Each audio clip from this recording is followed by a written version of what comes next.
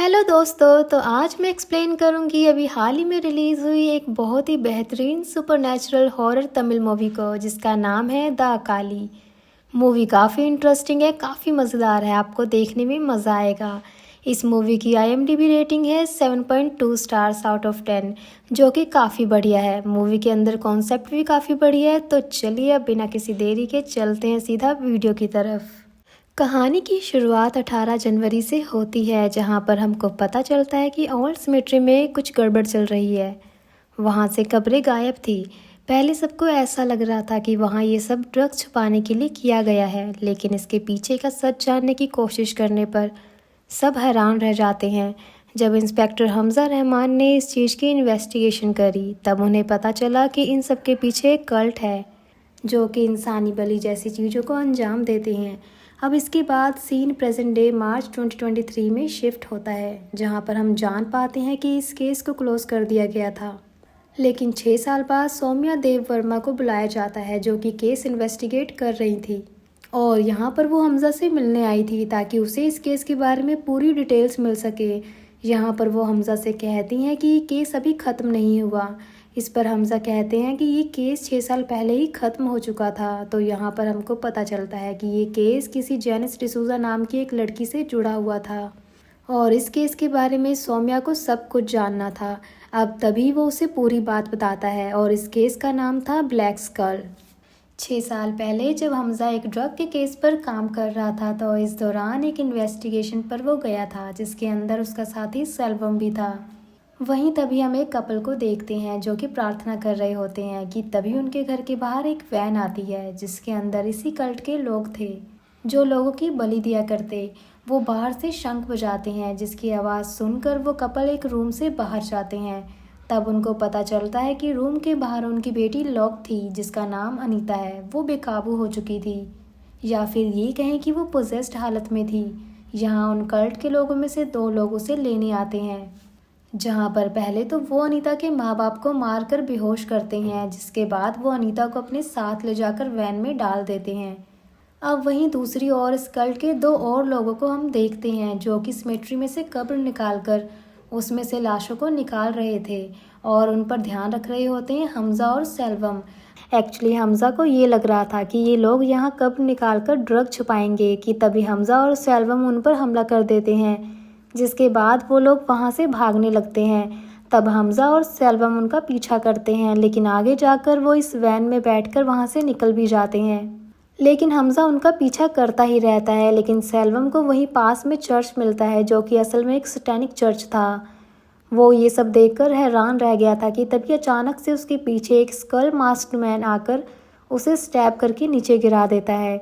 वहाँ पर कई सारे लोग आते हैं और सेल्वम के सामने ही एक बच्चे की बलि देते हैं, और सेल्वम कुछ भी नहीं कर पाता।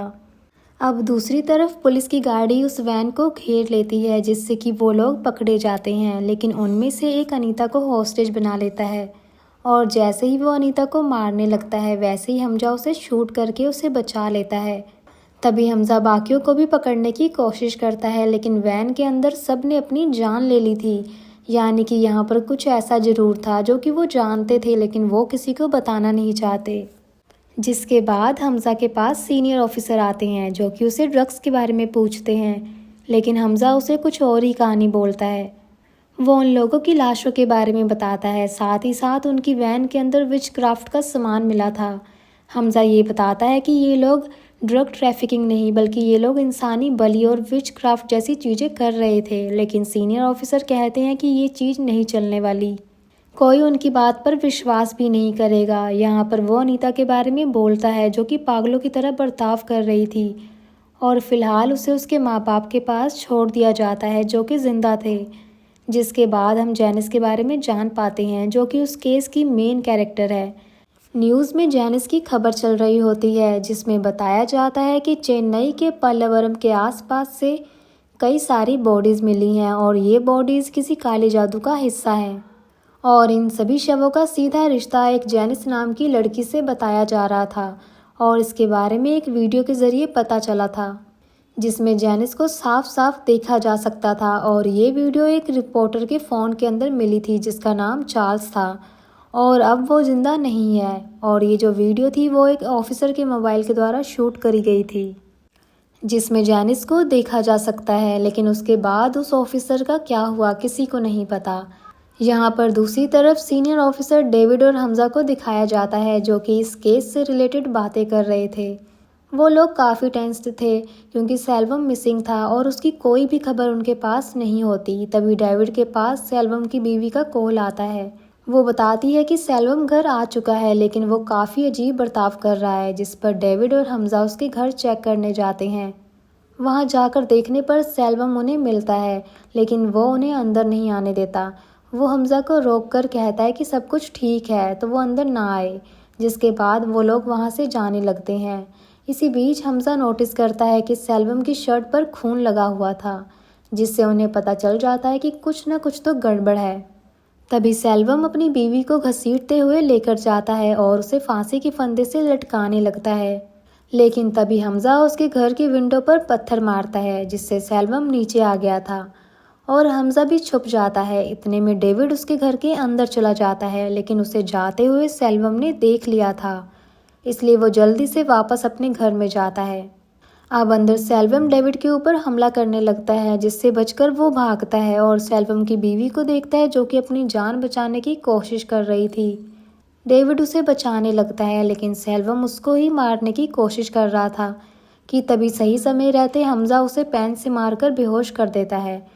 खैर, अब यहाँ से और इन्वेस्टिगेशन करने के लिए हमजा एक लेडी ऑफिसर से मिलने जाता है, जिसके पास अक्सर चार्ल्स आया करता था। चार्ल्स वही है जिसके फ़ोन से वो वीडियो मिली थी। यहाँ पर उसे पता चलता है कि चार्ल्स जेनिस के बारे में ही रिसर्च कर रहा था। वो रिसर्च फाइल हमजा ले लेता है और हमको पता चलता है कि चार्ल्स को इन घटनाओं के बारे में पहले से ही पता था। वो लेडी ऑफिसर बताती है कि चार्ल्स का कोई खबरी था जो कि उसी के डिपार्टमेंट से था, और ये सुनकर हमजा हैरान रह जाता है। खैर, बाहर जाकर वो उस फाइल को चेक करता है, जिसके अंदर ढेर सारे सस्पेक्ट्स के नाम थे, जिनमें से एक नाम अनीता का भी लिखा हुआ था। ये देखकर डेविड अनीता की फेसबुक प्रोफाइल को चेक करता है, जहां पर उसको पता चलता है कि अनीता जेनिस की फ्रेंड लिस्ट में है, यानी कि जेनिस और अनीता आपस में कनेक्शन में हैं, और जेनिस जो थी वो असल में अनीता की सीनियर थी। अब यहाँ पर डेविड पूछताछ करने अनीता के इलाके में जाता है, जिसके बाद उसे इन्फॉर्मेशन मिलती है कि अनीता और जेनिस अक्सर साथ में दिखाई दिया करते थे, और अनीता के कुछ क्लासमेट्स भी थे जिनका नाम ईसा, यास्मीन और गौतम है, और ये तीनों भी जेनिस को जानते थे। लेकिन इन पर शक करने जैसा कुछ भी नहीं था, क्योंकि इनका बैकग्राउंड बिल्कुल भी सस्पिशियस नहीं है। और ये जो यास्मीन है वो तो स्टेट लेवल शूटिंग चैम्पियन है और एक आर्मी ऑफिसर की बेटी भी, तो यहाँ उनके ऊपर शक करने से कोई मतलब नहीं था। और तो और ये लोग तो अनीता से अलग भी हो गए थे, उनके बीच में कुछ दिक्कत थी, जिसके बाद इन लोगों ने अनीता से बात करना ही बंद कर दिया। और वियर्ड बात ये थी कि अनीता सिर्फ और सिर्फ जेनिस से ही बात किया करती थी। खैर, अब ये सब सुनकर हमजा अनीता के माँ बाप से मिलने जाता है, लेकिन उससे पहले वहाँ पर ईसा और यास्मीन आते हैं, जो कि अनीता से मिलने आए थे। इसी बीच हमजा के पास डॉक्टर का कॉल आता है, और ये वही डॉक्टर था जो कि सेल्वम का इलाज कर रहा होता है। वो बताता है कि सेल्वम के शरीर से एक ड्रग मिला है, और ये ड्रग इंसान को काइंड ऑफ ज़ॉम्बी बना देता है, और इसको लेने के बाद उस इंसान को कोई भी होश नहीं रहता। एक बात और कि उन्हें उसकी गर्दन से एक निशान मिला था, जिसकी फ़ोटो वो उसे भेज रहे हैं।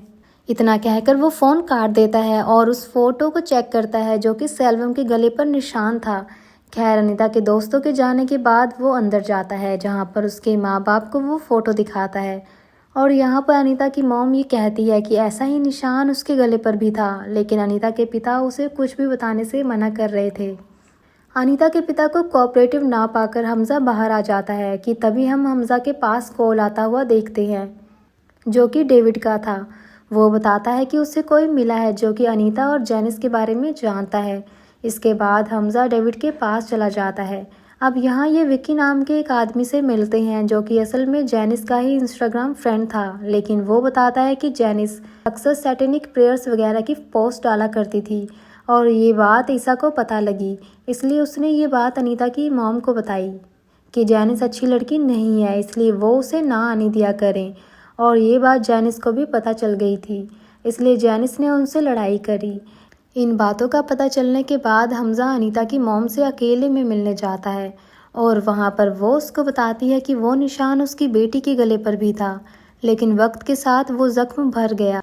उसकी मॉम हमज़ा को एक हीलर के बारे में बताती है जिसने अनीता को ठीक करने की कोशिश करी थी एग्जॉर्सिज्म की हेल्प से, क्योंकि उसके हिसाब से वो पोजेस थी। इसलिए हमज़ा उस हीलर से मिलने जाता है। तभी हम डेविड और विकी को साथ में देखते हैं, जहाँ पर विकी एक साबिर नाम के आदमी के बारे में बता रहा था जो कि एक गुंडा था और जैनिस और उसका कुछ तो कनेक्शन था। ये सुनकर वो दोनों साबिर के पास जाने लगते हैं, लेकिन ईसा पहले से ही साबिर का पीछा कर रहा था। इसलिए साबिर उसे पकड़ लेता है और उसे पूछता है कि वो उसका पीछा क्यों कर रहा है, लेकिन वो उसे कुछ नहीं बताता। तभी हमज़ा उस हीलर से मिलने पहुंचता है जिसका नाम डोनाल्ड होता है। वो उसे अनीता के बारे में सब कुछ पूछता है कि अनीता को किसने वश में किया था और कैसे किया था। इस पर डोनाल्ड उसे लॉजिकल आंसर देता है और कहता है कि अनीता को ज़रूर किसी ऐसी चीज़ के बारे में पता चल गया होगा जो कि उसे नहीं चलनी चाहिए थी और इसलिए उसकी ये हालत कर दी गई। या तो उस पर हिप्नोथेरेपी करी गई है या फिर उसे कोई ड्रग दिया गया है ताकि उसकी ऐसी हालत हो जाए और किसी को उन चीज़ों के बारे में पता ना चल सके। हमजा उससे जैनिस के बारे में पूछता है जिस पर वो बताता है कि जैनिस विचक्राफ्ट करती है और ये सच था। वो उसे एक सीक्रेट सोसाइटी के बारे में बताता है जो कि ऐसी चीज़ें करती हैं और हो ना हो जैनिस भी उसमें शामिल है। अब सीन चेंज होता है और पुलिस को एक और लाश मिलती है जो कि टॉर्चर करके ख़त्म करी गई थी और साथ ही साथ पुलिस को कुछ सिंबल्स भी मिलते हैं जो कि सैटेनिक थे, लेकिन पुलिस ने इन कोड्स को डिकोड कर लिया था जिसका मतलब था अकाली। ये एक ग्रुप है पुलिस के हिसाब से और हो ना हो ये उसी सीक्रेट सोसाइटी से लिंक है जिसके बारे में डोनाल्ड ने बताया था। यहाँ पर हमज़ा इस केस पर काम करना चाहता था, लेकिन चीफ उसे इसकी परमिशन नहीं देते क्योंकि वो सारी चीज़ें अपनी मर्जी से कर रहा था। उसने यहाँ पर कोई भी परमिशन किसी से नहीं ली थी। लेकिन हमज़ा फिर भी नहीं रुकता। उसे जैनिस की मॉम का एड्रेस मिल जाता है। तभी दूसरी तरफ ईसा साबिर की कैद में था। वो उसे मारने लगता है कि तभी उसे पता चलता है कि कोई पुलिस ऑफिसर उसके पीछे है। इसलिए वो छुपकर उनसे निपटने जाता है और वो विकी को मार गिराकर डेविड से लड़ता है। दूसरी तरफ ईसा साबिर के आदमियों को मारकर खुद को आज़ाद कर लेता है और तभी हमज़ा जैनिस की मॉम से मिलने चला गया था, जहाँ पर वो उसे अनीता के बारे में पूछने लगता है। जैनिस के बारे में तो अब उसकी मॉम को भी नहीं पता था कि वो कहाँ पर है, लेकिन अनीता की फ़ोटो देखकर वो अजीब तरह से बर्ताव करने लगती हैं। वो उस पर हमला कर देती हैं कि तभी वहाँ पर एक कांस्टेबल जाकर उसे शूट कर देता है। अब हमज़ा कांस्टेबल को गन नीचे करने के लिए कहता है, लेकिन वो उसकी बात नहीं सुनता। तब वो उसे मार कर नीचे गिराता है। यहाँ कांस्टेबल के साथ भी कुछ गलत था, वो भी अजीब बर्ताव कर रहा था। तभी हम जैनिस की मॉम को देखते हैं जो कि गैस टैंकर को हमज़ा के सामने ले आती है जो कि लीक हो रहा था। वो कहती हैं कि अगर वो यहाँ से बाहर नहीं गया तो वो जगह को अपने साथ उड़ा देंगी। हमज़ा ये करने से मना करता है, लेकिन जैनिस की मॉम को ये लग रहा था कि हमज़ा उसे मारने आया है, लेकिन हमज़ा उसे समझाता है। लेकिन तभी बाहर से एक लेडी वहाँ शूट कर देती है जिससे कि वहाँ ब्लास्ट हो जाता है, जिसमें हमज़ा तो बच गया था लेकिन जैनिस की माँ और वो कांस्टेबल मारे जाते हैं। यानी कि यहाँ पर आप नोटिस कर रहे होंगे जिनको भी इस बारे में कुछ भी पता था वो कोई ना कोई वो सारे सबूत ख़त्म कर रहा था। तभी दूसरी तरफ ईसा और डेविड साबिर को पकड़ने में तो नाकामयाब हो जाते हैं, लेकिन डेविड और ईसा अब साथ थे। ईसा के पास एक वीडियो थी जो कि वो हमज़ा को दिखाता है। उसके अंदर अनीता जैनिस को ढूंढ रही थी और वो उसे मिल भी गई थी और वो जगह किसी विच क्राफ्ट के घर जैसी थी। बस वो वीडियो इतनी ही होती है। अब उसने उस वीडियो को किसी को नहीं दिखाया था और वो पड़ोस के थाने गया था उस वीडियो को दिखाने के लिए, लेकिन वहाँ के कांस्टेबल ने उनसे वो वीडियो डिलीट करने को कहा और उनका एड्रेस लिखवाया। बस उसी के बाद से उनके ऊपर कोई नज़र रखने लगा। यानी कि ये सब भी कल्ट का हिस्सा होंगे।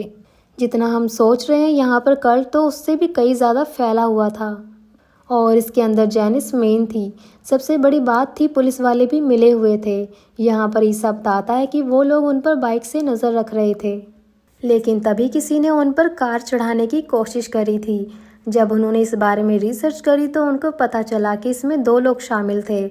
इसमें सब इंस्पेक्टर लॉरेंस और साबिर थे और यही रीज़न था कि ईसा साबिर को ढूंढने आया था और पता करने आया था कि उसने ये सब क्यों किया। खैर इसी बीच ईसा गौतम और यास्मीन के फ़ोन पर जेनिस का मैसेज आता है और वो उनको एक लोकेशन पर बुला रही थी। यहाँ पर हमज़ा उन तीनों को उस लोकेशन पर भेज देता है ताकि उनको पता चल सके कि आखिर माजरा क्या है। हमज़ा और डेविड भी उनके साथ जाते हैं। वहाँ पहुंचकर वो लोग उन तीनों से वहीं रुकने के लिए कहते हैं और खुद अंदर चेक करने जाते हैं कि तभी वहाँ पर उन्हें वो सैटेनिक सिंबल मिलता है जिसके ऊपर एक लड़की फांसी पर लटकी हुई थी और वहीं पर एक आदमी था जो कि लॉरेंस को मार रहा था। लेकिन तभी डेविड उस आदमी के पीछे भागने लगता है और हमज़ा लॉरेंस को संभालता है, लेकिन लॉरेंस उल्टा हमज़ा को ही मारने लगता है। इधर ईसा भी बाहर निकल जाता है अपनी कार से कि तभी वो डेविड को देखता है जो कि उस आदमी का पीछा कर रहा था, जिसके बाद वो दोनों मिलकर उसका पीछा करते हैं। अब इतनी ही देर में वहाँ पर अकाली के लोग भी आ जाते हैं, जिससे बचकर वो फैक्ट्री में छुप जाते हैं और यहाँ पर वो उस आदमी को भी पकड़ लेते हैं जो कि लॉरेंस को पर्सनल दुश्मनी के लिए मारना चाहता था। इसी बीच यास्मीन को पता चलता है कि कुछ तो गड़बड़ है और यास्मीन जो थी वो स्टेट चैंपियन थी शूटिंग में, इसलिए वो वहाँ पहुंचकर एक एक करके सारे के सारे अकालीस के लोगों को मारने लगती है। और अब लॉरेंस से कस्टडी में पूछताछ की जाती है, जहाँ पर वो उन्हें ये बताता है कि ये लोग डिमोनिक हैं और सीटन के बच्चे हैं। वो ये भी कबूल करता है कि उन्हीं लोगों ने मिलकर उन्हें मारा है। इतना ही नहीं, जो जेनिस है उसे भी इन्होंने ही इन्फ्लुएंस किया था, यानी कि पहले वो इनोसेंट लड़की थी लेकिन अब वो इन सब चीज़ों में इन्वॉल्व हो चुकी है।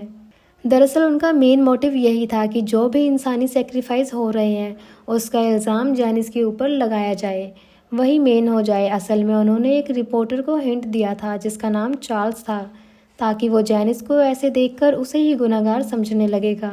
लेकिन ये सारी बातें पब्लिक में पहुंचने के बाद उन्होंने चार्ल्स को मार दिया, क्योंकि उसे सब कुछ पता चल गया था, इसलिए वो उसे छोड़ नहीं सकते थे। सेम चीज़ जेनिस की मॉम को भी पता थी उनके बारे में, इसलिए उन्होंने उसको भी मरवा दिया। यानी वहाँ पर जिस लड़की ने गोली चलाई थी वो उनके ही ग्रुप का हिस्सा थी और जो कांस्टेबल था वो भी इसमें मिला हुआ था। दरअसल वही उसे मारने आया था। जब ये बात अनीता को पता चली थी कि जिसके अंदर उसने वीडियो भी बनाई थी, तब उन लोगों ने उसे मारा नहीं बल्कि एक ड्रग दे दिया जिससे कि वो पागल हो जाए और किसी को कुछ बता ही ना पाए। और यही रीज़न था कि वो सिर्फ जेनिस के साथ ही रहा करती थी और बाद में ये लोग जेनिस को भी मारने वाले थे, लेकिन अकाली को जेनिस की ज़रूरत थी इसलिए उन्होंने उसे नहीं मारा। इसलिए जेनिस को छुपाया जा रहा था और ये सब अकाली के कहने पर ही हो रहा था। अब यहाँ हमज़ा और बाकी अकाली को ढूंढना शुरू करते हैं, जहाँ पर वो एक आदमी के पास पहुँचते हैं जो कि सीक्रेट सोसाइटी का लीडर था। हमज़ा के पूछने पर वो बताता है कि वो लोग सैतन पर विश्वास रखते हैं लेकिन वो बलि जैसी चीज़ें नहीं करते और ये कोई और ही लोग होते हैं जो कि ये सब करते हैं, जिससे कि नाम उनका ख़राब होता है। अब हमज़ा उससे सेक्रीफाइस के बारे में पूछता है, जिस पर वो बताता है कि ये सेक्रीफाइस किसी रिचुअल का हिस्सा है जिसमें अगर वो गौर करें जहाँ जहाँ पर बलि दी गई है, अगर वो उसकी लाइंस को कनेक्ट करें तो एक मैप बनता है और ये रिचुअल ख़त्म होगा जेनिस की बलि से। दरअसल जेनिस अकाली को चाहिए ताकि वो उसकी बलि दे सके और उसके बाद उन्हें मिलेगा क्लाइव्स इन्फर्नो, जो कि है नर्क की चाबी, और वो अकाली को चाहिए। अकॉर्डिंग टू देम ये चाबी उन्हें जेनिस को मारने से ही मिलेगी। हमज़ा पूछता है कि आखिर जेनिस ही क्यों। इस पर वो बताता है कि जेनिस को एक रेयर प्रॉब्लम है जिसका नाम है अलेक्जेंड्रियाज जेनेसिस, और इस कंडीशन में लड़कियों को मेंस्ट्रुअल साइकिल यानी कि पीरियड्स नहीं होते और अकाली के लिए ये पवित्र है और उनका मानना है कि इसको ख़त्म करने के बाद उन्हें नर्क की चाबी मिल जाएगी और वहाँ से वो शैतान को आगे ला पाएंगे। और ये जो लड़कियाँ पैदा होती हैं इस कंडीशन के साथ, उसका पता अकाली को पहले से ही होता है क्योंकि उनकी सैटेनिक बुक में इसके बारे में लिखा होता है। और इसका पता लगते ही अकाली उन बच्चों को अस्पताल से किडनैप करवा लेता है और उनकी बलि चढ़ा देता है। तो जो बलि सैल्वम के सामने हुई थी वो भी उन्हीं लड़कियों में से एक की थी, यानी कि ये रिचुअल पहले भी परफॉर्म किया गया था लेकिन वो किसी तरह से फेल हो गया होगा, इसलिए अब वो जेनिस को मारने वाले हैं। लेकिन वो चाहे तो इस रिचुअल को रोक सकते हैं। यहाँ पर वो उन्हें कहता है कि इस कल्ट के लीडर के बारे में उसने सुना था जिसका नाम शायद हेलोवे था। ये सुनकर हमज़ा हैरान रह जाता है क्योंकि जो हीलर था जिससे वो मिलने गया था उसका पूरा नाम डोनाल्ड हेलोवे था। और अब यहाँ पर हमज़ा को उसके ऊपर पूरा शक हो जाता है कि शायद वही अकाली है, इसलिए हमज़ा डोनाल्ड के घर जाता है कि तभी वो डोनाल्ड को देखता है जो कि अपनी कार से कहीं जा रहा था। इसलिए वो डोनाल्ड के घर पर छानबीन करने लगता है, लेकिन तभी अचानक से उसके ऊपर कोई हमला कर देता है, जिससे कि हमज़ा तो बच जाता है, लेकिन चेक करने पर उसे पता चलता है कि ये हमला डोनाल्ड ने ही किया था। लेकिन जो बाहर गया तो फिर वो कौन था, जिसका आंसर भी डोनाल्ड देता है। दरअसल जो बाहर गया वो सेबेस्टियन था और वही अकाली है, और वो असल में डोनाल्ड का जुड़वा भाई है। यहाँ पर डोनाल्ड उसे एक कहानी सुनाता है जिसमें कई साल पहले एक माँ ने 2 जुड़वा बच्चों को जन्म दिया था। अब जन्म देने के बाद उनकी माँ की तो मृत्यु हो गई थी, लेकिन उसके बाद वो ऑर्फनेज के अंदर ही पले बड़े थे। फिर एक दिन एक कपल ने उनको अडॉप्ट कर लिया था, क्योंकि उनकी कोई संतान नहीं थी। उनकी जो माँ थी वो उन्हें बहुत ही प्यार से रखा करती, लेकिन जो उनके पिता थे वो उन पर बहुत ही ज़्यादा अत्याचार किया करते थे। बाद में उनके पिता सैटेनिक चीज़ों के चक्कर में पड़ गए थे, जिसके अंदर वो सैटन की पूजा करने लगे। अब इसी बीच गांव के अंदर एक जानवर आया जिसे लोग सैटन से जोड़कर देखा करते थे, क्योंकि वो जानवर बाकी जानवरों को मारने लगा था। और वो जो जानवर था वो वही था जहाँ पर सैटन की पूजा की जाती थी। अब एक दिन सेबेस्टियन बाहर गया था। वो उस जगह गया जहाँ पर वो जानवर था, और सेबेस्टियन के डैड यही चाहते थे कि सेबेस्टियन बाहर जाए और उस जानवर के हाथों मारा जाए। वो उसकी बलि देना चाहते थे सैटन के लिए, लेकिन सेबेस्टियन वहाँ से जिंदा घर लौट आता है, जिसको देखकर उसके पिता गुस्से में आ चुके थे, और वो डिसाइड करते हैं कि वो खुद अपने हाथों से उसे ख़त्म कर देंगे। लेकिन जो डोनाल्ड होता है वो ऐसा देखकर अपने पिता को ही मार देता है, और इन दोनों की जो सौतेली माँ होती है वो अपने बच्चों के अच्छे भविष्य के लिए और अपने पति के काले कारनामों को छुपाने के लिए सारा इल्ज़ाम अपने ऊपर ले लेती है, जिसके बाद वो फिर से अनाथ हो गए थे और उसी ऑर्फनेज में रहने लगे जहाँ पर वो पहले थे, जहाँ पर फादर माइकल उन्हें अच्छी बातें सिखाते, जिसमें डोनाल्ड तो अच्छी बातें सीख रहा था, लेकिन सेबेस्टियन का मन अब सैटेनिक चीज़ों में चला गया था। वो दिन प्रतिदिन शैतानी रिचुअल्स किया करता। वो प्योर एविल हो चुका था। माइट भी वो जो जानवर था वो वाकई में सैटन था, और सेबेस्टियन वहाँ से बचकर इसलिए आ गया था क्योंकि शायद से एविल ने अपना वेसल ढूंढ लिया था। खैर, कई बार माइकल ने उसे पनिश किया था, लेकिन उसका उस पर कोई असर नहीं हुआ। अब एक दिन सेबेस्टियन ने सैटेनिक पावर्स को अपना लिया और एक जानवर के स्कल को उठाकर उसे शंख की तरह बजाया। इसकी आवाज़ सुनकर औरतें पागल हो गई थी, जिसके बाद सेबेस्टियन ने उनकी बलि दे दी। यानी कि सेबेस्टियन के अंदर वाकई में कोई शैतानी ताकत है, और इस ताकत का असर अनीता के ऊपर भी था। उन हत्याओं का इल्ज़ाम माइकल पर लग गया, जिसके बाद उसे अरेस्ट कर लिया गया, और अब सेबेस्टियन और डोनाल्ड वहाँ अकेले पड़ गए थे।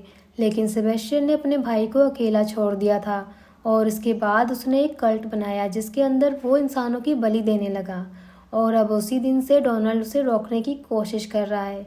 अब यहाँ पर ये सब बातें सुनकर उन लोगों को यकीन हो जाता है कि सेबेस्टियन अकाली है। यहाँ डोनाल्ड कहता है कि वो लोग अगर उसे रोक देते हैं तो वो अनीता को बचा पाएंगे। डोनाल्ड अब ये कहता है कि वो लोग अनीता को उसकी जगह पर लेकर आ जाएं और वो उसे बचा लेगा, और बाकी सेबेस्टियन को बलि देने से रोकने जाओ।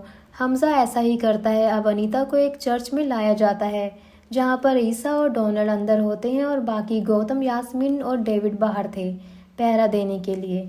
डोनाल्ड अपना काम शुरू करता है, और तभी हमज़ा जेनिस को बचाने के लिए जाता है। यहाँ पर सेबेस्टियन को रोकने के दौरान कोई उसके ऊपर पीछे से हमला कर देता है। इसके बाद उसे एक जगह पर बांध दिया गया था। वो सेबेस्टियन को देखता है जिसने मुंह पर एनिमल स्कल पहना हुआ था। वो उसे रोकने की कोशिश करता है। वहीं दूसरी तरफ उस कल्ट के कुछ लोग हमला करते हैं, जिनसे वो बचने के लिए स्ट्रगल करता है। यहाँ पर अनीता बेकाबू होते जा रही थी। अनीता के हाथों में एक ईंट थी जिसे वो सैटन की मूर्ति के ऊपर फेंक देती है, जिससे कि सैटन का फेस टूटकर बिखर जाता है। और बाहर जो लोग पहरा दे रहे थे वो जैसे तैसे करके उन लोगों से लड़ते हैं, यानी कि कल्ट के लोगों से, लेकिन वो उन पर भारी पड़ रहे थे कि तभी वहाँ पर सेल्वम आ जाता है और वो उन सबको एक एक करके मारने लगता है। यानी कि सेल्वम अब उस ड्रग से बाहर आ चुका था और अब वो ठीक था। वहीं अंदर उस ईंट की वजह से चर्च का मलबा डोनाल्ड के ऊपर गिर जाता है और वो वहीं पर दब गया था। इसी बीच हम अनीता को देखते हैं जो कि सरवाइव नहीं कर पाती और मारी जाती है। दूसरी तरफ सेबेस्टियन जेनिस की बलि देने ही वाला था कि हमजा उसे रोक लेता है और जान से मार डालता है, जिसके बाद में वो जेनिस को बाहर लेकर चला जाता है। यानी कि 6 साल पहले ये सब हुआ था और अब कहानी प्रेजेंट में शिफ्ट होती है, जहाँ पर हमजा बताता है कि इन सब में अनीता और डोनाल्ड मारे गए थे और इस हादसे के बाद जैनिस भी गायब हो गई और वो अभी तक नहीं मिली। और जब मलबे को उठाकर देखा गया तो वहाँ पर डोनाल्ड की लाश भी नहीं थी, उल्टा वहाँ पर एक सुरंग थी। शायद से डोनाल्ड उसी के जरिए भाग गया होगा। और अकॉर्डिंग टू हमजा इन सब के होने के बाद ये केस क्लोज हो चुका था। लेकिन तभी सौम्या एक बहुत ही शॉकिंग बात बताती है कि ये केस अभी तक ख़त्म नहीं हुआ है, क्योंकि कल ही कुछ लोगों की लाश मिली है जिनको इसी पैटर्न में मारा गया है जैसे कि पहले हुआ था। और ये सुनकर हमजा हैरान रह जाता है, क्योंकि शायद से यहाँ पर डोनाल्ड भी इन सब में मिला हुआ था, या फिर ये कहें कि वही असली अकाली था। और इसी के साथ में ये मूवी यहीं पर ख़त्म हो जाती है। तो दोस्तों, ये थी द काली मूवी की कहानी। तो उम्मीद करती हूँ आपको वीडियो पसंद आई होगी। वीडियो पसंद आई है तो वीडियो को लाइक कर दीजिए और चैनल पर नए हैं तो उसे सब्सक्राइब कर लीजिए। तो मैं आपको मिलती हूँ नेक्स्ट वीडियो के साथ। तब तक के लिए टेक केयर, अपना ध्यान रखें।